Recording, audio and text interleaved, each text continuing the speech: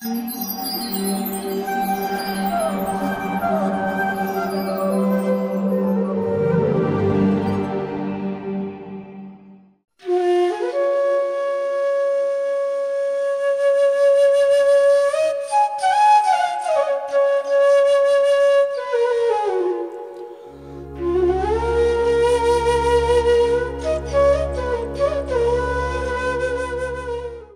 आज का दिन उमंग का दिन है, आनंद का दिन है।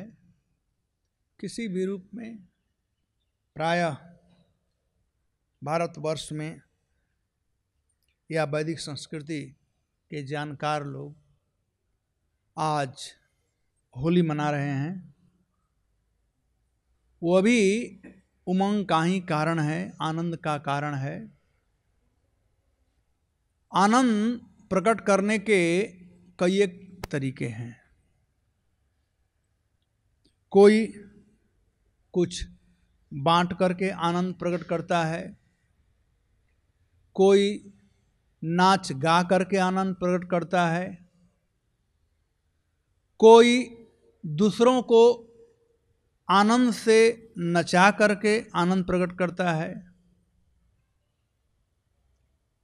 हम वैष्णवों के लिए आनंद का विषय है कि आज भगवान आए हुए हैं, आज भगवान चैतन्य महाप्रभु आए हुए हैं आज के दिन, और वे आए आनंद को बांटने के लिए।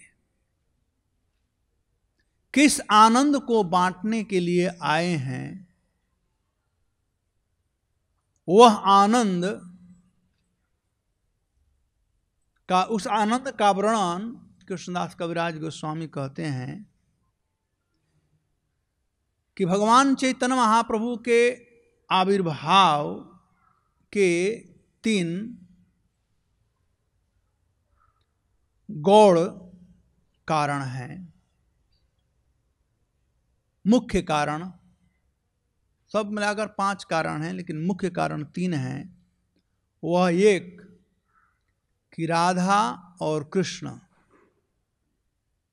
के प्रणय से जो आनंद उत्पन्न होता है, राधा कृष्ण प्रणय विकृति आह्लादनी, जो आनंद उत्पन्न होता है राधा कृष्ण के मिलन से, उसको बांटने के लिए आए। मिलन से जैसे रसगुल्ला है, रसगुल्ला में स्वाद है, लेकिन रसगुल्ला को हम जीभ पर डालेंगे तो जिह्वा और रसगुल्ला से जो मिलन होगा उसमें जो स्वाद होगा, 2 वस्तु है, एक रसगुल्ला अलग है और स्वाद लेने वाला अलग है, लेकिन दोनों जब मिलते हैं और जो स्वाद उत्पन्न होता है उसको प्रकाशित करने के लिए आए। यानी श्रीमती राधा रानी के साथ मिलने से जो आनंद उत्पन्न होता है, राधा कृष्ण प्रणय, प्रणय मतलब मिलन, विकृति मतलब विकार, जो मिलन से, जो इंट्रैक्शन से जो विकार उत्पन्न होता है वह है आह्लादनी, वह है आनंद देने वाली। तो उसको देने के लिए आए। दूसरा कारण है कि कृष्ण सोचते हैं कि हम में कौन सी ऐसी वस्तु है जिसमें सब लोग मेरे पीछे पड़े रहते हैं। कृष्ण है सर्वाकर्षण, रसो वै सह, वेद कहता है। सर्वाकर्षण है, सबको आकृष्ट कर रहे हैं, सब लोग उनके साथ में लगे हुए हैं, पशु पक्षी से लेकर के ब्रज की गोपियां तक। तो हम में कौन वह गुण है? हम में जो गुण है हम उसको नहीं जान सकते हैं, लेकिन दूसरा जान सकता है। हम किसी को डांटते हैं तो उसका असर क्या पड़ता है हमें मालूम नहीं है, लेकिन जिसको डांटते हैं उसको मालूम पड़ता है। जिसको हम प्यार करते हैं हमें मालूम नहीं है उसे कैसा आनंद उत्पन्न हो रहा है, लेकिन उसे आनंद उत्पन्न हो रहा है। तो उस आनंद को जानने के लिए कि मुझ में कौन ऐसी वस्तु है जिससे दूसरे को आनंद, जिसमें श्रीमती राधिका को आनंद आता है कि राधा मेरे बिना रह नहीं सकती है, वो कौन आनंद है, उसको जानने के लिए। और श्रीमती राधिका में क्या आनंद है, एक तो अपने में मुझ में क्या आनंद है जो राधा रानी जानती है, और राधा रानी को क्या आनंद मिलता है उसको जानने के लिए। तो मुख्य तीन हुआ। एक तो जब दोनों मिलते हैं तो क्या आनंद उत्पन्न होता है, क्लियर करना चाहता हूं। दोनों मिलते हैं तो क्या आनंद उत्पन्न होता है, उसको जानने के लिए। मुझ में कौन सा गुण है कि सब लोग मुझे पीछे पड़े रहते हैं, श्रीमती राधिका मेरे पीछे पड़ी रहती हैं, उसको जानने के लिए। और राधा रानी को क्या मिलता है, गोपियों को क्या मिलता है, कौन आनंद, इसको जानने के लिए। तो इसको जानने के लिए राधा और कृष्ण दोनों एक हो गए। हालांकि दोनों एक ही हैं, शक्ति और शक्तिमान में कोई भेद नहीं है। आग में हीट और लाइट दोनों में कोई भेद, दोनों एक ही है, लेकिन दोनों को अलग किया गया है। इस कलयुग में, द्वापर युग में भगवान यहां पर आए तो अलग अलग आए, राधा रानी अलग और कृष्ण अलग। देखो द्वापर से शुरू हो रहा है, और उसी को जानने के लिए, द्वापर में जो आनंद हुआ उसी को जानने के लिए चैतन्य महाप्रभु के रूप में कृष्ण कलयुग में आए। ये तो गुह्य, उनके आने का गुह्य कारण है। राधा कृष्ण प्रणय विकृति आह्लादनी शक्ति अस्माद एकात्म एक आत्मनौ अपि भुवि पुरा। वे लोग दोनों एक ही हैं, लेकिन इस पृथ्वी पर देह भेदम गतौ, पूरा पहले यानी द्वापर युग में देह भेदौ गतौ, दो अलग अलग थे, राधा रानी अलग और कृष्ण अलग। चैतन्याख्य प्रकट अधुना तद्वयम चैक्यमाप्तम। अब अधुना इस समय कलयुग में दोनों एक होकर के आए हैं। राधा भावदुति सुवलितम नौमी कृष्ण स्वरूपम। ये दोनों एक होकर आए हुए हैं, चैतन्य महाप्रभु राधा कृष्ण। मैं उन लोगों को नमस्कार करता हूं। तो एक तो यह कारण है उनके आने का। हरिनाम प्रचार करने आने का उनका कारण नहीं है, क्योंकि कलयुग का जो धर्म है हरिनाम। कृते यध्यायतो विष्णु त्रेतायाम जतामखई द्वापरे परिचर्यायाम कलौ तदहरि कीर्तनम। कलयुग में नाम संकीर्तन धर्म है, सतयुग में तपस्या धर्म था, त्रेता युग में यज्ञ था, द्वापर युग में घर घर में ठाकुर की पूजा होती थी, लेकिन कलयुग में नाम संकीर्तन। तो नाम संकीर्तन युग धर्म है, और उसी युग धर्म को प्रचार कर करके महाप्रभु उस युग धर्म के द्वारा हरे कृष्णा कृष्णा कृष्णा हरे हरे, हरे राम राम राम, ये तीनों कार्य किए जिसका मैंने वर्णन किया। तो युग धर्म का प्रचार करने के लिए आए। और अद्वैताचार्य ने प्रतिज्ञा किया था कि मैं आपको ला कर रहूंगा। तो अद्वैताचार्य के प्रतिज्ञा को पूरा करने के लिए, भगवान भक्तों के प्रतिज्ञा को पूरा करने के लिए कुछ भी करते हैं। सत्यम विधातु निजभित्त भाषितम, सत्यम विधातु, अपने भक्तों के द्वारा कहे गए बात को सत्य करने के लिए भगवान आते हैं। अद्वैताचार्य प्रतिज्ञा किए थे कि मैं जरूर लाऊंगा, और उसके लिए तुलसी और गंगा जल से शालिग्राम का पूजा करते थे। तो अद्वैताचार्य के इच्छा को पूरा करने के लिए भगवान आए। भगवान भक्तों का इच्छा पूरा करने के लिए अपना भी प्रतिज्ञा तोड़ देते हैं। विष्णु पितामह भगवान ने प्रतिज्ञा किया कि महाभारत युद्ध में मैं कोई अस्त्र शस्त्र धारण नहीं करूंगा, और भीष्म पितामह ने कहा मैं धरा कर मानूंगा। भगवान ने कहा खुश रहो। भगवान अपना प्रतिज्ञा तोड़ देंगे तो उनकी बदनामी नहीं होगी, बल्कि उनका नाम होगा। भगवान के 6 ऐश्वर्य हैं, उसमें से एक ऐश्वर्य है ख्याति, जस। कुछ भी काम करें जस मिलता है, चाहे लड़कीबाजी करें तो भी जस मिलता है, रास बिहारी का पूजा करते हैं। चोरी करे तो भी जस मिलता है। लड़ाई का मैदान छोड़कर कायर के समान भाग गए तो रणछोड़ जी का लोग पूजा करते हैं। भगवान कुछ भी करें जस मिलता है, उनको क्या।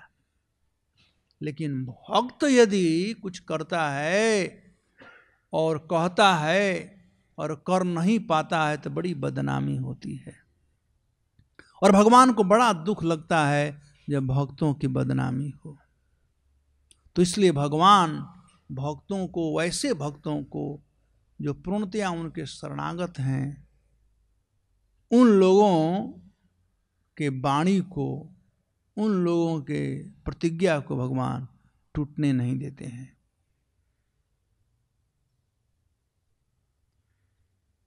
अपना मान रहे न रहे, भक्तों का मान न क्या है, निकलते देखा कुछ ऐसा, ऐसे गाना गाते हैं ना, अपना मान भले नहीं रखें भगवान, लेकिन भक्तों का मान रखते हैं। भक्तों का मान रखने के लिए तो अद्वैताचार्य का मान रखने के लिए आए। चलिए, इस श्लोक में जो वर्णन किया गया है कि क्या देने के लिए आए, क्यों आए, वो तो ठीक है, अब देना क्या चाहते हैं वो। यह जो श्लोक है विदग्ध माधव से है, यह मंगलाचरण का श्लोक है। श्रीपाद रूप गोस्वामी इसका रचना किए हैं। यह जगत को आशीर्वादमयी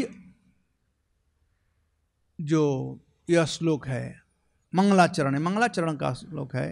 तो यह मंगलाचरण जो है आशीर्वादमयी है, जगत को आशीर्वाद दिए हैं इस श्लोक के द्वारा। इस श्लोक में कहा गया है, हरि पुरट सुंदर दुति कदम्ब संदीपत सदा हृदय कंदरे अस्फुरति व सचिनंदन। सदा हृदय कंदरे अस्फुरति व मतलब हम सब लोगों के, सबके हृदय में वे सचिनंदन गौर हरि हमेशा अस्फुरित हों, वे स्थान ग्रहण करें। ये आशीर्वाद दिए हैं श्रीपाद रूप गोस्वामी। तो रूप गोस्वामी का आशीर्वाद रूपानुग वैष्णवों को ग्रहण करना चाहिए। जय श्री श्री गौरनिताय की जय, राधा गिरिधारी भगवान की जय, जगन्नाथ बलदेव सुभद्रा महारानी की जय। अब यह आशीर्वाद के रूप में दे रहे हैं कि वे सचिनंदन गौर हरि सबके हृदय में हैं, सदा नित्य निरंतर हृदय कंदरे, हृदय के कंदरा में यानी हृदय के गहराई में निरंतर वे विराजमान रहें, वे प्रकट हों। हम लोगों का हृदय जो है वह कलुषित है, विभिन्न प्रकार के कामनाओं से हृदय भरा पड़ा है। भगवान गौर हरि यदि हमारे हृदय में प्रवेश करेंगे, पहला नंबर तो हृदय साफ करना पड़ेगा। जब साफ करेंगे तो भगवान वहां पर आएंगे। यहां पर आशीर्वादमयी यह श्लोक है, आशीर्वाद दिया जाता है। परसों दिन सुंदर चैतन्य प्रभु जूहू में क्लास दे रहे थे तो बड़ा सुंदर बात उन्होंने बताया कि आशीर्वाद, आशीर्वाद कैसे देना चाहिए। बहुत लोग आते हैं आशीर्वाद लेने के लिए, बहुत लोग मांगते हैं आशीर्वाद ना, कहते हैं महाराज थोड़ा आशीर्वाद हमको दे दो। लेकिन पहले जानना चाहिए कि वो आदमी आशीर्वाद कैसे मांग रहा है, क्या मांग रहा है। उसके मन में है कि मैं जा करूंगा गला काटूंगा, चाहे उनका चोरी करूंगा, हैं? और आपके पास आया हर्षगोविंद प्रभु आशीर्वाद होगा, ठीक है जाओ तुम्हारा सफल हो जाएगा। वो जाकर गला काट दिया किसी का, पाप लगेगा कि नहीं आपको, हैं? तो इसीलिए आशीर्वाद देने में बड़ा सावधान रहना चाहिए, बड़ा सावधान रहना चाहिए। एक बार प्रभुपाद जी ट्रेन से ट्रैवलिंग कर रहे थे, जा रहे थे, तो बहुत विदेशी भक्त लोग आए थे, बहुत विदेशी भक्त लोग आए थे। तो भक्त लोग प्रभुपाद जी, जो इंडियन लोग थे, प्रभुपाद जी का दर्शन करना चाहते थे, और तमाल कृष्ण महाराज वगैरह जो लोग थे वो किसी को आने नहीं देते थे। तो 2-3 जेंटलमैन लोग किसी प्रकार से आना चाहते थे, तमाल कृष्ण महाराज उनको रोक रहे थे। तो प्रभुपाद जी कहे कि आने दो, कोई बात नहीं, आने दो। 3 लोग आए, 3-4 लोग, तो प्रभुपाद जी को प्रणाम किए। एक आदमी कहा कि स्वामी जी हमको आशीर्वाद दीजिए कि हमारा स्वास्थ्य ठीक हो जाए, थोड़ा होगा, घुटना में दर्द होगा, पीठ में दर्द होगा, थोड़ा हमारा स्वास्थ्य ठीक हो जाए। तो भक्त लोग हंसने लगे और उनके साथ में थे वो भी हंसने लगे। तो व्यक्ति समझ गया कि मैं कुछ गलत आशीर्वाद मांग लिया, स्वामी जी से घुटना ठीक होने का आशीर्वाद मांगा। दूसरा आदमी आशीर्वाद मांगा तो अपने परिवार के विषय में थोड़ा आशीर्वाद मांगा, फिर भी लोग हंस रहे थे, तो भी समझा कुछ गलत। तीसरा आदमी, प्रभुपाद ने कहा कि आपको हम क्या आशीर्वाद दें, आशीर्वाद लेना चाहते हो? कहा कि हाँ। कहा देखो ये मेरा आशीर्वाद है, भगत लोग हैं ना, ये मेरे आशीर्वाद हैं, सब घर द्वार छोड़ करके बाल सेविंग करा करके ये हरे कृष्ण वाला हो गए हैं। ये आशीर्वाद लेना चाहते हो? नहीं, कोई नहीं लेना चाहता है, ये आशीर्वाद कोई नहीं लेना चाहता है, वो सांसारिक आशीर्वाद लेना चाहते हैं। इसीलिए यहां पर रूप गोस्वामी ऐसा आशीर्वाद दे रहे हैं जिससे अत्यांतिक कल्याण हो। हम लोग संसारिक कल्याण के लिए आशीर्वाद मांगते हैं या देते हैं। सबसे अच्छा आशीर्वाद देना है कृष्णेर मतिरस्तु, तुम्हारा मन कृष्ण में लगा रहे, सबसे अच्छा आशीर्वाद है। वैसे ही यहां पर रूप गोस्वामी आशीर्वाद दे रहे हैं, सदा हृदय कंदरे स्फुर्तु व सचिनंदना, सचिनंदन गौर हरि सदा हम सबके हृदय में प्रकट हों, हमेशा रहें। गौर हरि रहेंगे हमारे हृदय में तो स्वाभाविक है, गौर हरि हमारे हृदय में रहेंगे तो स्वाभाविक है कि आनंद ही आनंद रहेगा। क्योंकि गौर हरि हैं कौन? केवल आनंद कंद, केवल आनंद के स्वरूप हैं गौर हरि। वे आए आनंद का रहा स्वादन करने के लिए। राधा कृष्ण प्रणय विकृति आह्लादनी, जो आनंद आता है राधा कृष्ण के प्रणय में, रसगुल्ला खाने का जो आनंद आता है, उस आनंद का रहा स्वादन करने के लिए आए। यदि वे गौर हरि हमारे हृदय में रहें तो हमारा हृदय आनंद से भरा रहेगा। फिर ये संसार का जो निरानंद है जिसके लिए हम दौड़ रहे हैं, उसकी कोई आवश्यकता नहीं होगी। कितना सुंदर आशीर्वाद है। जब देना ही है तो ऐसा आशीर्वाद दो कि हमेशा व्यक्ति आनंदित रहे। तो रूप गोस्वामी दिए हैं कि गौर हरि सबके हृदय में विराजमान रहें, जिससे कि सब लोग आनंदित रहें। गौर हरि आए कैसे कहते हैं? अनर्पित चरिम,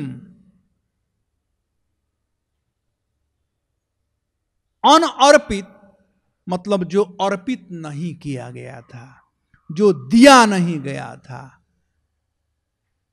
चरिम है पहले कभी नहीं दिया गया था,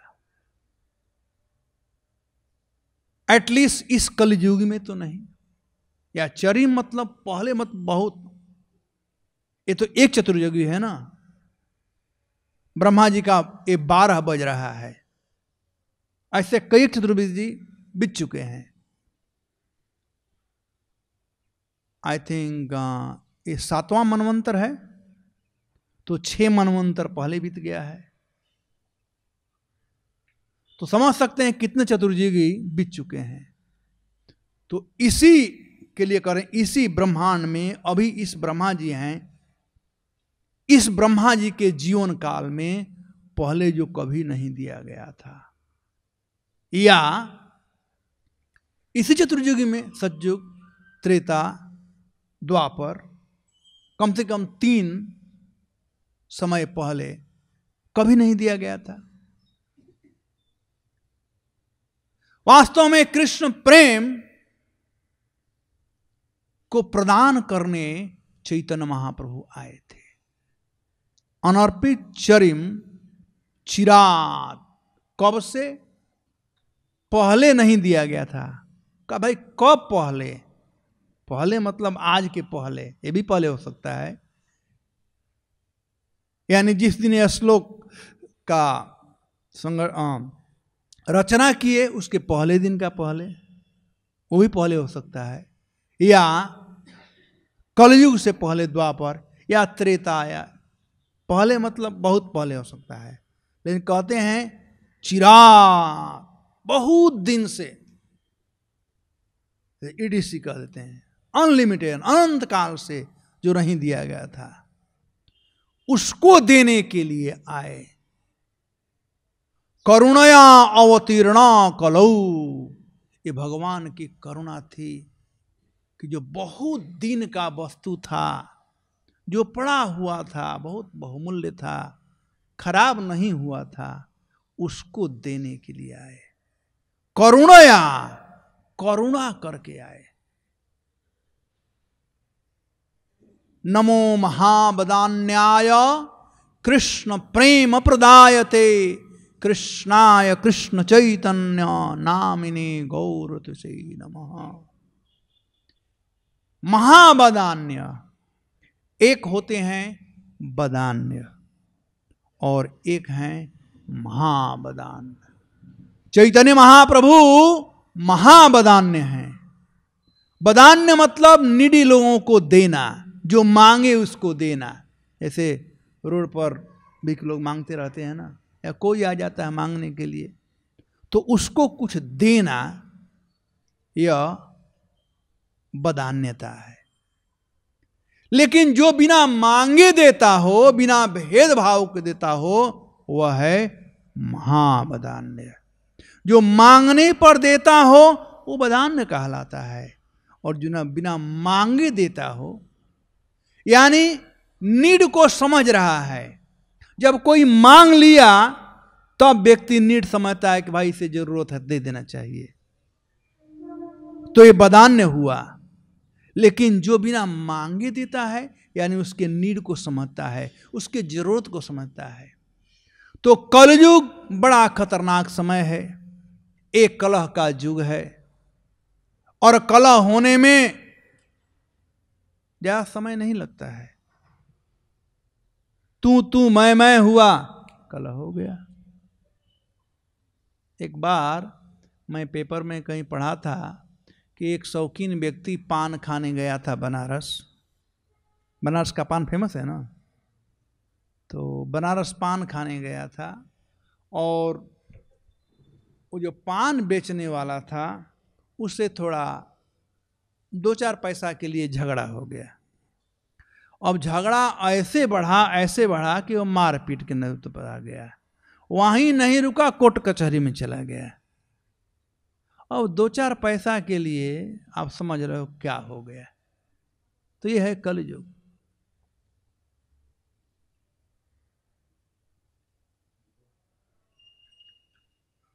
ये है कलयुग कि कलयुग में झगड़ा का कोई और छोर नहीं है, अनायास ही झगड़ा हो जाता है। और बड़ा खतरनाक समय है आजकल, तो और खतरनाक है। अब आप समझ लो कि पहले जमाने में जो रेल में बढ़ करके चलते थे, एक बगल वाला साथी था तो उसको भाई पूछते थे आप कहाँ से आए हो, कहाँ जा रहे हो। आजकल पूछोगे तो आपको क्या मतलब है इससे, मैं कहाँ से आया हूँ, क्यों जानना चाहते हो मैं कहाँ जा रहा हूँ, है कि नहीं। पहले जमाने में लोग रेल में बैठे हैं, अपने यहाँ से वो खाना ले बांट कर खा लो।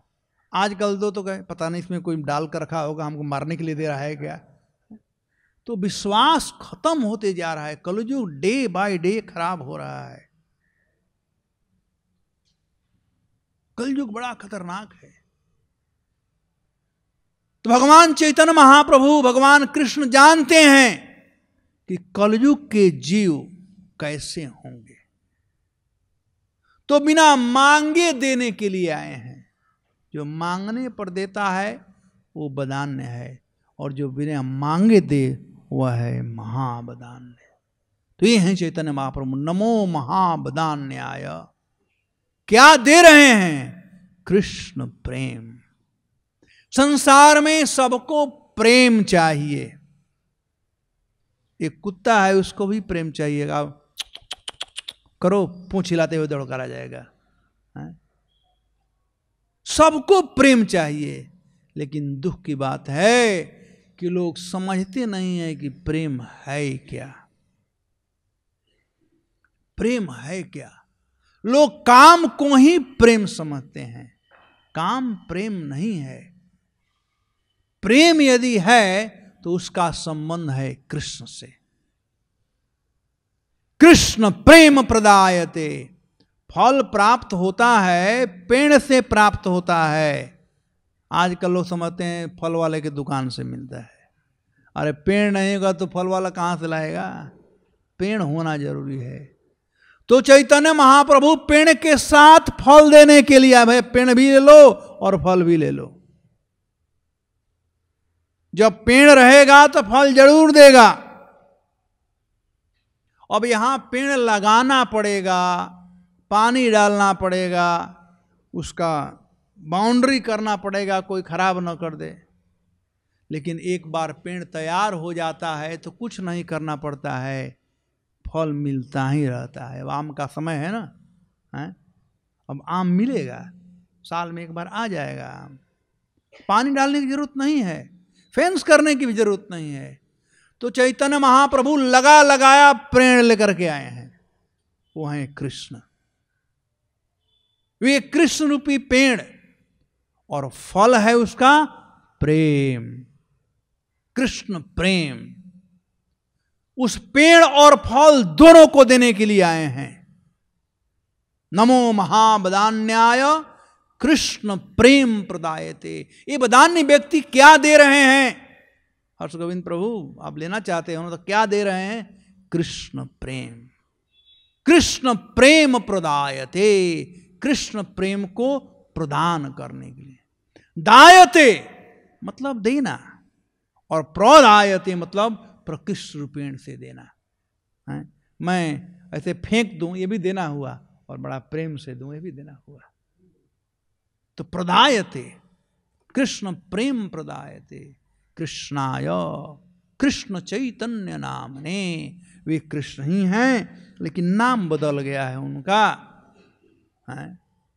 क्योंकि काम जैसा वैसा नाम होना चाहिए। तो उनका नाम है कृष्ण चेतना के प्रचारक कृष्ण चैतन्य। हम लोगों की चेतना जो है वह माया चेतना हो गई है। कृष्ण प्रेम प्राप्त करने के लिए कृष्ण चेतना प्राप्त करना जरूरी है। कॉन्शसनेस को प्यूरिफाइड करना जरूरी है। यदि कॉन्शसनेस प्यूरिफाइड होगा तब हम कृष्ण कॉन्शस हो सकते हैं। प्रभुपाद जी कहते हैं कि first we have to be conscious, then will become Krishna conscious. पहले हमें कॉन्शस, हमारी चेतना आज दूषित है, उस चेतना को शुद्ध करने के लिए आए हैं। कृष्ण चेतना शुद्ध चेतना है। कृष्णाय कृष्ण चैतन्य नामनि गौरतुषे नमः। और वही बात यहां पर बताया गया है। अनर्पित चरिम चिरात, बहुत दिन से करुणया अवतीर्ण कलो। ये भगवान की करुणा है। जिस प्रकार से बाप माँ होते हैं, ये नालायक बच्चे लोग घर द्वार छोड़कर चले जाते हैं, लेकिन बाप माँ बेचारे रोते रहते हैं कि कहाँ होगा, आज खाया होगा कि नहीं खाया होगा, सोया होगा कि नहीं सोया होगा। बाप माँ को भूख नहीं लगती है। बाप माँ बच्चे का चिंतन करते रहते हैं। बहुत सुंदर प्रसंग है भागवतम के 4 स्कंद में, जब ध्रुव महाराज गृह त्याग करके चले गए थे। हालांकि अपने बाप को छोड़कर आजकल के बच्चे से नहीं गए थे, लेकिन भगवान को प्राप्त करने के लिए गए थे।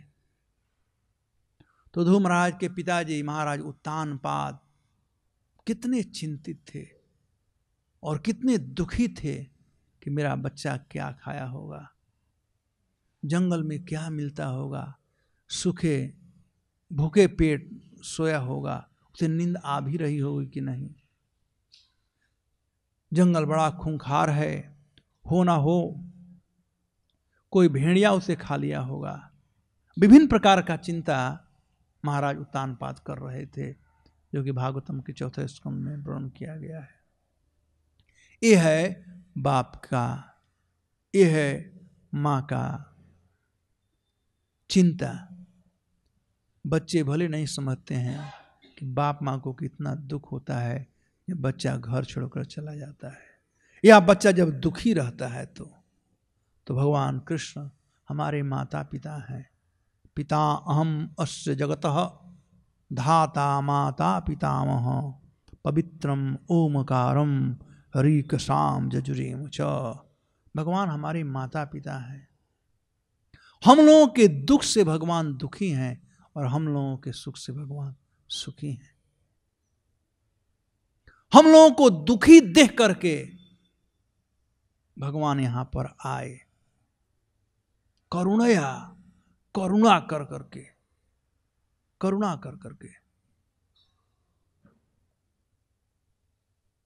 भक्तों में करुणा है क्योंकि भगवान में करुणा है। भक्तों का एक लक्षण तितिक्षव कारुणिका। संसार के लोगों में करुणा है। कोई गरीब व्यक्ति कुछ मांगता है तो लोग देते हैं, लेकिन वह जो करुणा है, जो व्यक्ति मांग रहा है, उसके भलाई के लिए नहीं है, अपने भलाई के लिए करते हैं। उनमें करुणा कब जगती है? जब देखते हैं कि कोई व्यक्ति बहुत दुखी है।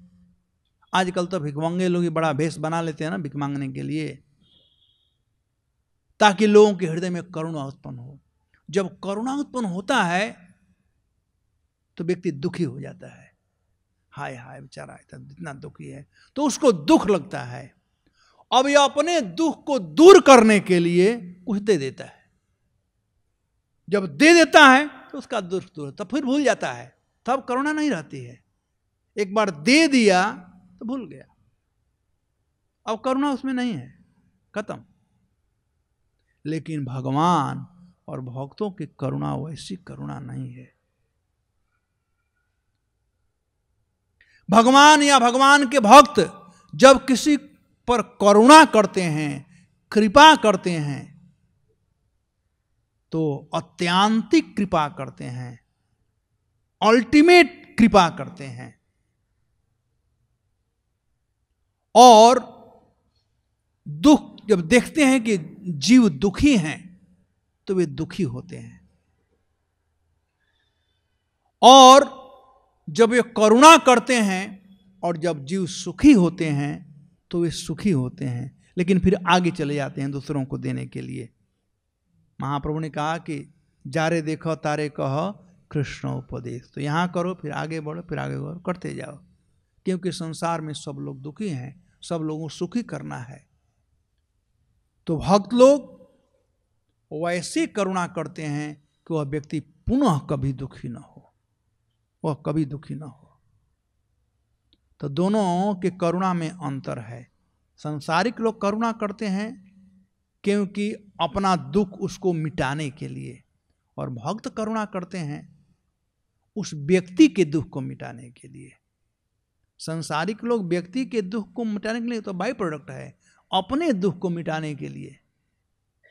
एक अमेरिकन प्रेसिडेंट हुआ करते थे, मैं नाम बोल रहा हूँ, एनीवे, एक बार जा रहे थे और एक सूअर तड़फड़ा रही थी, तो एक बार देखे तड़फड़ा रही है तो आगे गए, उन्हें दुख हुआ, फिर आए, फिर देखे, जा रहे थे, आ रहे थे, जा रहे थे, अब उनका दिल उस सूअर में चला गया, तड़फड़ा रही है, तो बड़े दुखी थे। इब्राहिम लिंकन तो बहुत दुखी थे, तो वे तुरंत आए और सूअर को बाहर निकाले कीचड़ से और फिर चले। तो थोड़ा कपड़ा गंदा हो ही गया, पार्लियामेंट जाना था, देर हो रहा था। जब गए वहां पर सबने देखा कपड़ा गंदा हो गया, तो सब पूछे क्या हो गया, क्या हो गया, तो बताने लगे। तो वहां भी स्लोगन शुरू हो गया, हमारा प्रेसिडेंट कैसा हो, इब्राहिम लिंकन जैसा हो। वहां पर शुरू हो गया कि भाई इसमें कितना करुणा है, कितना दयालु है, ऐसा ही प्रेसिडेंट होना चाहिए, इसमें एक सूअर के लिए भी दया है। तो उसने कहा चुप रहो, ये सब सूअर के लिए दया नहीं है, अरे मैं अपने पर दया किया। जब मैं देखा कि सूअर तड़फड़ा रही थी तो मुझे दुख हो रहा था, मैं सूअर को निकाल दिया, मेरा दुख दूर हो गया, मैं अपने लिए किया। तो संसारिक लोगों का जो करुणा है, रोटी कपड़ा मकान वाला, यह जो करुणा है वह अपने स्वार्थपनता का करुणा है, लेकिन जो भक्तों का करुणा है वह निस्वार्थपनता का करुणा है। वैष्णव जन तो तेने तो कहिए, जो पीर पड़ायो जाने रे, तितिक्षवा कारुणिका। वैसे ही भगवान की करुणा निरपेक्ष है, कोई अपेक्षा नहीं रखते हैं, रिटर्न नहीं रखते हैं। तो भगवान चैतन्य महाप्रभु आए, करुणया अवतीर्ण कलो, करुणा करके कलयुग के जीवों के दुख को देख करके, एक करुणा नारद जी ने उत्पन्न किया था रुक्मिणी जी के हृदय में, और रुक्मिणी जी के द्वारा कृष्ण के हृदय में गया था, और वही चैतन्य मंगल में इस करुणा का वर्णन किया गया है। तो करुणया अवतीर्ण कलौ, करुणा करके भगवान यहां पर आए। समर्पयितुम, समर्पित किए। नमो महाबदान्य कृष्ण प्रदायते, वहां प्रदायते यहां पर आया हुआ, यहां पर आया है समर्पयितुम। प्रकृष्ण रूपेण दायते इति प्रदायते, और समर्पयितुम सम्यक रूप से अर्पित करना, वहां देना है, यहां अर्पित करना है, अंतर इतना ही है। समर्पयितुम, क्या देने के लिए आए थे? समर्पयितुम उन्नत उज्ज्वल रस, उन्नत उज्ज्वल रस। गोलोक धाम में 3 रस हैं, साख्य रस, वात्सल्य रस और माधुर्य रस। यहां पर शांत दास्य भी है। वहां ये तीनों रस है, उन्नत उज्ज्वल रस जो माधुर्य रस है, उसको उन्नत उज्ज्वल रस कहा गया है।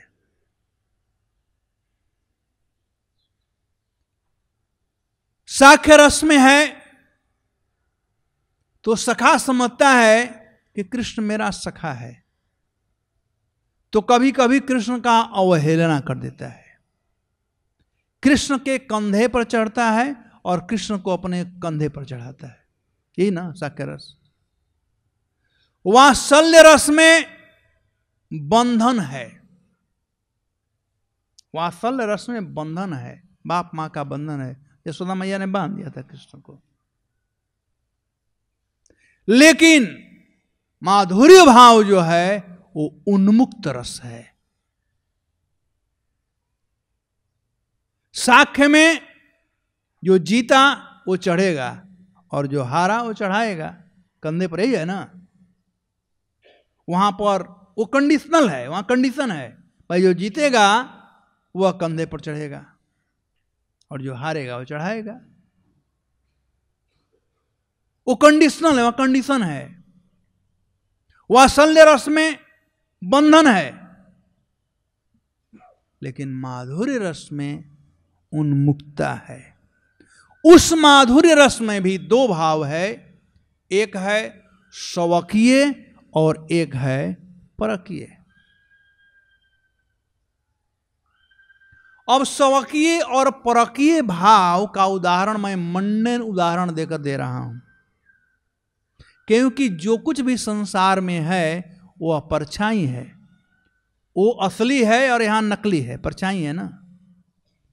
तो स्वकीय भाव मतलब पति पत्नी का संबंध और परकीय भाव मतलब बॉयफ्रेंड और गर्लफ्रेंड का संबंध।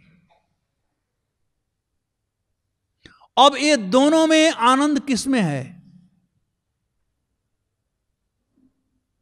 किसमें है? हैं? बोलो बोलो जल्दी बोलो, लजाओ मत। हैं? अनुभव है? अनुभव है बॉयफ्रेंड गर्लफ्रेंड का? अच्छा, ब्राह्मण आदमी है, सही बोल दिया। देखिए स्वकीय भाव में क्या होता है, मन फिक्स है, हमारा पति है ना, हमारी पत्नी है ना, बस हो गया। परकीय भाव में उन्मुक्त मन है, घर में सब काम स्त्री कर रही है लेकिन मन कहीं और है, सोच कुछ और रही, कर कुछ रही, सोच कुछ और रही है, लेकिन स्वकीय भाव में नहीं है। तो परकीय भाव ज्यादा उन्मुक्त है, इसीलिए उस भाव को श्रेष्ठ भाव कहा गया है।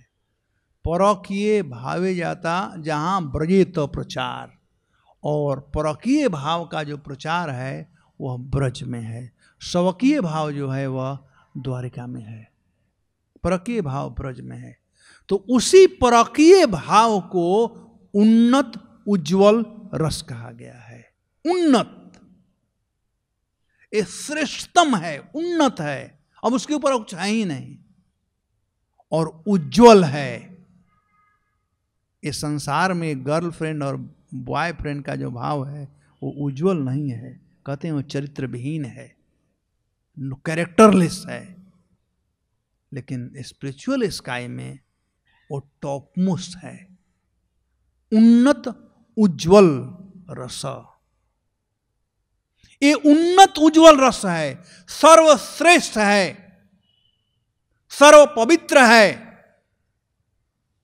और वह उन्नत उज्जवल रस है हरे कृष्णा कृष्णा कृष्णा हरे हरे, हरे राम राम राम। भगवान चैतन्य ये माध्यम है उस उन्नत उज्जवल रस को रसास्वादन करने का। भगवान चैतन्य महाप्रभु इसी के द्वारा, इसी साधन के द्वारा उस उन्नत उज्जवल रस का रसास्वादन करते। श्रीवास आंगन में 24 आवर कीर्तन होता था, महाप्रभु जहां देखते थे यही किया करते थे कीर्तन। और उस उन्नत उज्जवल रस को यानी श्रीमती राधिका और कृष्ण के जो प्रेम है, प्रेम की विकृति है, जो उन्नत उज्ज्वल रस, जिसका मैं वर्णन पहले किया, उसको बांटने के लिए भगवान चैतन्य महाप्रभु आए। समर्पयितुम, जो पात्र था, जिसके पास पात्र था उसको तो दिए ही, जिसके पास पात्र नहीं था उसको पात्र भी दिए और उन्नत उज्ज्वल रस भी दिए। पापी तापी जतो छिलो हरि नाम उद्धारी लो, तार साक्षी जगाई मधाई। जगाई और मधाई में पात्रता नहीं थी, लेकिन भगवान चैतन्य महाप्रभु उन लोगों को पात्रता भी प्रदान किए और कृष्ण प्रेम भी दिए, उन्नत उज्ज्वल रस भी दिए। तो समर्पयितुम उन्नत उज्ज्वल रसम, वो है क्या? स्वभक्ति श्रियम। क्या सुंदर बात कहते हैं, स्वभक्ति श्रियम। स्वभक्ति, स्व मतलब अपना और भक्ति मतलब भक्ति। भगवान कृष्ण अपना भक्ति दिए, बिना कृष्ण भक्ति के हम लोग उस उन्नत उज्ज्वल रस को का स्वादन नहीं कर सकते हैं। कहते हैं ना, भूखे भजन न हो ही गोपाला, ले लो अपनी कंठी माला। तो भूख होना चाहिए। जब तक से भक्ति का भूख नहीं होगा, जब तक से हरिनाम जप करने का भूख नहीं होगा, हरिनाम में मजा नहीं आएगा। जब हरिनाम जप करने का भूख होगा तो उस समय भूख प्यास निद्रा कुछ भी नहीं लगेगी। जैसे सर गोस्वामी गण अष्टप्रहर कृष्ण भजन, चारि दंड शयने, नाम संकीर्तन नहीं कोनो दिने। 22 घंटा तक वे लोग उन्नत उज्ज्वल रस का स्वादन करते थे और 2 घंटा सोते थे। और जिस दिन नाम संकीर्तन हुआ, अखंड हरि कीर्तन, नहीं कोनो दिने, उस दिन सोते भी नहीं थे। हरे कृष्णा कृष्णा कृष्णा हरे हरे, हरे राम राम राम। भगवान अपनी भक्ति, स्वभक्ति श्रियम, यही संपत्ति है भक्तों के लिए। भगवान की भक्ति ही वह संपत्ति है जिस भक्ति के द्वारा हम उन्नत उज्ज्वल रस को आस्वादन कर सकते हैं, बिना भक्ति के नहीं। भक्ति मतलब लौलुपता, लौलम एकम मूल्यम, हैंकरिंग होना चाहिए। भक्ति का मतलब हैंकरिंग, मैं प्राप्त करूं, मैं प्राप्त करूं। स्वभक्ति श्रियम, ये बहुत बड़ा धन है। हम लोग कितने सौभाग्यशाली हैं कि श्रील प्रभुपाद जी भगवान चैतन्य महाप्रभु के द्वारा लाया हुआ ये उन्नत उज्ज्वल रस को प्राप्त करने का साधन दिए हैं, वह धन दिए हैं जिसका नाम है भक्ति। श्रवणम कीर्तनम विष्णु स्मरणम पासेवनम अर्चनम वंदनम दास्यम साक्यम आत्मनिवेदनम, ये 9धा भक्ति जो है वह साधन है उस उन्नत उज्ज्वल रस को स्वादन करने का, और यही हमारी संपत्ति है। तो आज के दिन हमें भगवान चैतन्य महाप्रभु षट गोस्वामियों से प्रार्थना करनी चाहिए कि हम उस उन्नत उज्ज्वल रस को प्राप्त करने का जो साधन है, फर्स्ट डिजर्व एंड डिजायर, पहले हमें इच्छा प्रकट होनी चाहिए और वह प्रकट होता है भक्ति के द्वारा। वो भक्ति को प्रदान करने के लिए आए हैं चैतन्य महाप्रभु, साधन दे रहे हैं हम लोग को। साधन और साध्य दोनों एक ही तरह से है। एनीवे, तो रसाम स्वभक्ति श्रियम, ये असली संपत्ति है और यहाँ की संपत्ति है यहीं रह जाएगी। लेकिन यह जो खजाना है भक्ति का खजाना, ये बढ़ता ही जाता है, घटता नहीं है। हरि पुरट सुंदर दुति कदम्ब संदीपित। वे हरि अर्पित करने जो आए हैं, जो देने आए हैं, कैसे पहचानो कौन हैं? तो कहते हैं गौर वर्ण के हैं। लोग आकर्षित होते हैं अनायास ही उनके तरफ देख करके। वे गौर हरि, वे सच्चिनंदन सदा सबके हृदय में निवास करें। पूर्ण भगवान कृष्ण ब्रजेंद्र कुमार, गोलोक ब्रज रस नित्य विहार। पूर्ण पुरुषोत्तम भगवान श्री कृष्ण हैं, जिनका नाम है ब्रजेंद्र कुमार, और अपने परिकरों के साथ में वे नित्य गोलोक धाम में निवास करते हैं। ब्रह्मारे क दिने तिहो एक बार अवतीर्ण हो या करें प्रकट विहार। वे ब्रह्मा के एक दिन में एक ही बार इस जगत में अपनी दिव्य लीलाएं प्रकट करने के लिए अवतरित होते हैं। तो चरिम का यहाँ बताया गया, चरिम ब्रह्मा के एक दिन में प्रकट होते हैं आने के लिए। सत्य त्रेता द्वापर कली चारि जुग जानी, से चारि जुगे दिव्य एक जुग मानी। ये 4 युग हैं, सतयुग, त्रेता, द्वापर और कलयुग। ये चारों को मिलाने से एक दिव्य युग की रचना होती है, एक दिव्य युग कहलाता है। एकातर चतुर्युगे एक मनमंत्र, 14 मनमंत्र ब्रह्मार दिवस भीतर। 71 दिव्य युग यानी 71 चतुर्युगी मिलकर एक मनमंत्र बनाते हैं। ब्रह्मा के एक दिन में 14 मनमंत्र होते हैं। तो आप समझ सकते हैं कब यह दिया गया था। वैवस्वत नाम यही सप्तम मनमंत्र, 27 चतुर्युग तार अंतर। वर्तमान मनु 7वें मनु है और वैवस्वत वेश्वान के पुत्र कहलाते हैं। अब उनकी आयु 27 दिव्य युग बीत चुके हैं। तो यहाँ प्रभुपाद जी बताते हैं 14 मनवंतर हैं, जैसे स्वयंभू, सरोचिस, उत्तम, तामस, रैवत, चाक्षुष, वैवस्वत, सावर्णी, दक्ष सावर्णी, ब्रह्म सावर्णी, धर्म सावर्णी, रुद्र सावर्णी, रौच्य या देव सावर्णी था, भौत या इंद्र सावर्णी। तभी हम लोग 7 में हैं वैवस्वत तक।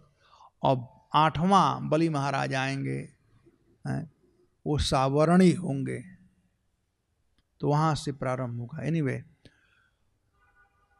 28 चतुर्युगे द्वापरे रसे से ब्रजेर सहिते हय कृष्णेर प्रकाशे। 28वें दिव्य युग के द्वापर युग के अंत में भगवान कृष्ण अपने शाश्वत ब्रजधाम के संपूर्ण साज समान के साथ भूमि पर प्रकट होते हैं।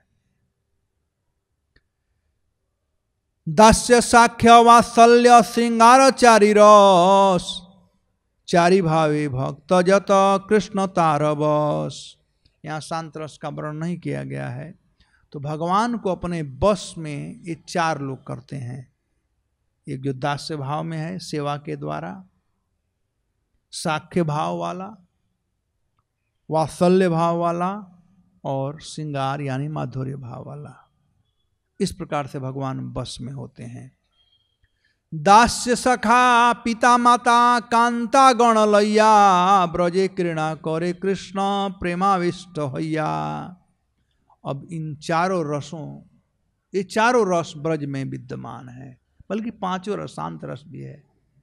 लता पताएं गौ ये सब शांत रस में है। जमुना जी ये सब ब्रज में निवास करते हैं।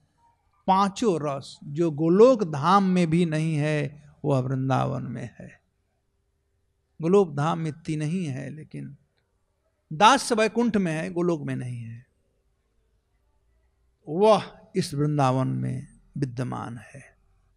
यथेष्ट बिहारी कृष्ण करे अंतर्धान, अंतर्धान करी मने करे अनुमान। जब तक इच्छा होती है भगवान कृष्ण अपनी दिव्य लीलाओं का आस्वादन करते हैं और पूरा अंतर्धान हो जाते हैं, किंतु अंतर्धान होने के बाद वे इस प्रकार सोचते हैं, चिरकाल नाही करी प्रेम भक्तिदान, भक्ति बिना जगत तेरे नाही अवस्थान। भगवान ने ध्यान करते हैं, बहुत दिन हो गया मैं भक्ति प्रदान नहीं किया है, अब संसार का अस्तित्व कैसा होगा। इसलिए सकल जगत मोरे करे विधि भक्ति, विधि भक्ति ब्रज भाव पाइते नहीं शक्ति। संसार में प्रायः लोग शास्त्र के अनुसार मेरी पूजा करते हैं, किंतु ऐसे विधि विधानों से ब्रज भक्ति प्राप्त नहीं हो सकती है। ऐश्वर्य ज्ञाने ते सब जगत मिश्रित, ऐश्वर्य शिथिल प्रेम नाही मोर प्रीत। संसार में प्रायः ऐश्वर्य प्रधान भक्ति है, भगवान को प्रणाम करना, ऐश्वर्य भगवान से डर करके भक्ति करते हैं, कहते हैं हाँ गॉड फियरिंग लोग हैं, भगवान से डरो। तो ऐश्वर्य प्रधान भक्ति, और जहाँ ऐश्वर्य की प्रधानता होती है वहाँ पर माधुर्य शिथिल पड़ जाता है, वहाँ पर प्रेम उत्पन्न नहीं होता है। तो प्रेम के लिए माधुर्य की आवश्यकता होती है। जैसे एक बाप है, वह कोर्ट में जज है, तो व्यक्ति वही है लेकिन कोर्ट में है तो वहाँ ऐश्वर्य भाव है, और घर में है तो बाप है, वहाँ पर माधुर्य भाव है। तो जो माधुर्य है, बाप के गंज जाकर के जंघे पर बैठ जाना, बाप से शरारत करना, बाप का पाल खींचना, ये सब कोर्ट में जाकर नहीं कर सकते हैं। तो माधुर्य की कमी होती है ऐश्वर्य में। ऐश्वर्य ज्ञाने विधि भजन करिया, वैकुंठे जाय चतुर्विध मुक्ति पाइया। तो इस प्रकार से जो ईश्वर भाव से भगवान का भक्ति करता है, वह वैकुंठ में जाकर के 4 प्रकार का जो मुक्ति है, सारूप्य, सामीप्य, सृष्टि, सालोक्य, ये प्राप्त करते हैं।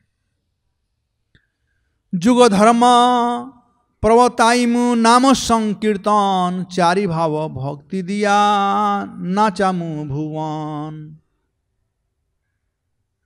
मैं जुग धर्म नाम संकीर्तन का अर्थात पवित्र नाम के सामूहिक कीर्तन का प्रवर्तन स्वयं करूंगा। मैं संसार को प्रेमा भक्ति के 4 रसों की अनुभूति कराकर प्रेम विभोर होकर नृत्य करने के लिए प्रवृत्त करूंगा। भगवान चैतन्य महाप्रभु लोगों को नचाने के लिए आए हैं। हम सब लोग नाच रहे हैं, माया नचा रही है। माया का एक नाम है नर्तकी, जो नचाती है, नर्तकी। और नर्तकी को उल्टा कर दो, क्या हो जाएगा? कीर्तन। तो चैतन्य महाप्रभु कीर्तन करने और कराने के लिए आए। आपनी करिमु भक्त भाव अंगीकारे, आपनी आचरी भक्ति सिखामु सवारे। तो भगवान देखिए, अंतर्ध्यान होकर के भगवान सोच रहे हैं। ये भगवान का हम भी सोचते हैं ना कभी बैठ करके, तो भगवान देखिए क्या एक करुणा कैसी उनकी है। ये करुणा पूर्वक सोच रहे हैं कि मास्टर प्लान डेवलप कर रहे हैं, स्ट्रेटेजिक प्लानिंग कर रहे हैं कि मैं क्या करूंगा कलयुग के जीवों के लिए। मैं भक्त की भूमिका स्वीकार करूंगा, भगवान के रूप में नहीं जाऊंगा, क्योंकि लाइक अट्रैक्ट्स लाइक। भगवान के रूप में तो प्रणाम करना, सत्संग देना तो लोग करना शुरू करेंगे। भक्त रहूंगा तो ठीक है। मैं भक्त की भूमिका स्वीकार करूंगा, स्वयं भक्ति का अभ्यास करके उसकी शिक्षा दूंगा। भगवान आचरण करने के लिए आए कि प्रभाव तब पड़ता है आचरण करें तब। आपने ना कैले धर्म सिखाए न जाए, ये तो सिद्धांत गीता भागवत गाय। जब तक से हम लोग नहीं करेंगे, दूसरे को कितना भी शिक्षा देते रहें, उसका असर नहीं पड़ेगा। यदि हम मंगला आरती नहीं आए, कहे कि तुम मंगला आरती आना चाहे, कहें हिपोक्रेट है, अपने तो आता नहीं, हमको मंगला आरती आने के लिए कहता है। हम बाल सेविंग ना कराएंगे, तुम बाल सेविंग कराओ, तो कैसे लोग कहेंगे पागल आदमी है। तो हम लोगों को आचरण करना पड़ेगा। एक एक प्यार जो है इस पर प्रवचन हो सकता है, लेकिन महाप्रभु अपने आचरण कर करके सिखाए। यद यद आचरति श्रेष्ठा तत्त एव इतरतो जनः सयत प्रमाण कुरुते लोकस्तद अनुवर्तते। तो इस प्रकार से भगवान चैतन्य महाप्रभु यहाँ पर आए हैं। जुग धर्म प्रवर्तन हय अंश हईते आमा बिना अन्य नारे ब्रजे प्रेम दीते। मैं पूर्ण अंश प्रत्येक युग के लिए धर्म के सिद्धांतों की स्थापना कर सकते हैं, किंतु मेरे अतिरिक्त अन्य कोई वह प्रेमा भक्ति प्रदान नहीं कर सकता जो ब्रज के निवासियों द्वारा संपन्न की गई थी। अन्य जितने भी काम है प्रायः वासुदेव कृष्ण करते हैं। संकर्षण, अनिरुद्ध, प्रद्युम्न ये कर सकते हैं। अरे वो तो छोड़िए, महाविष्णु कर सकते हैं। कारण था विष्णु, इस सृष्टि का पालन कारण था विष्णु करते हैं। भगवान का कोई आने की जरूरत नहीं है। सृष्टि पालन संहार ये लोग कर सकते हैं, उनको आने की जरूरत नहीं है। वे आए हैं स्पेशल काम के लिए। सत्यावतारा बहव पंकज नावश्य सर्वतो भद्रः कृष्णाद अन्य को वह लता सुई प्रेम दो भवती। हो सकता है भगवान के सर्व कल्याणकारी अनेक अवतार हों श्री कृष्ण, किंतु श्री कृष्ण के अतिरिक्त ऐसा कौन है जो शरणागतों को भगवत प्रेम प्रदान कर सके।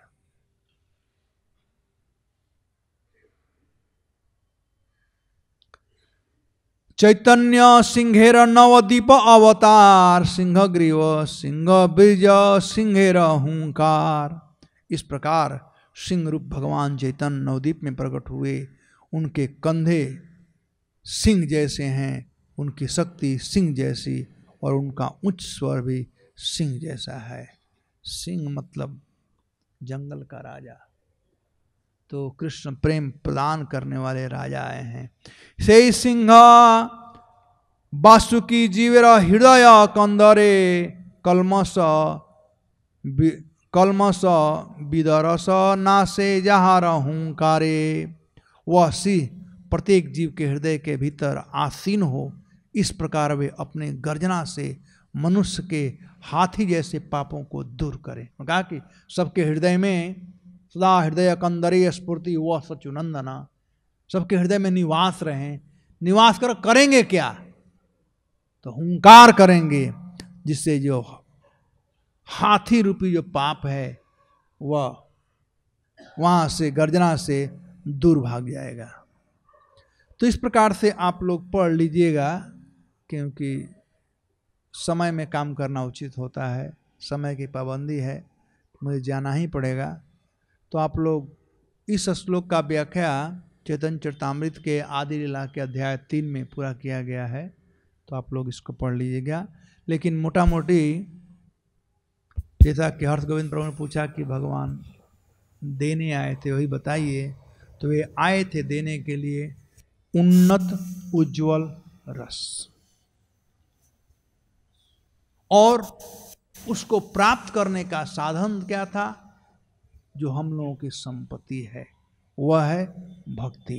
भक्ति को प्रदान करने के लिए, भक्ति के द्वारा ही कृष्ण प्रेम प्राप्त हो सकता है। तो कृष्ण प्रेम को देने के लिए आए थे, जो पहले कभी नहीं दिया गया था।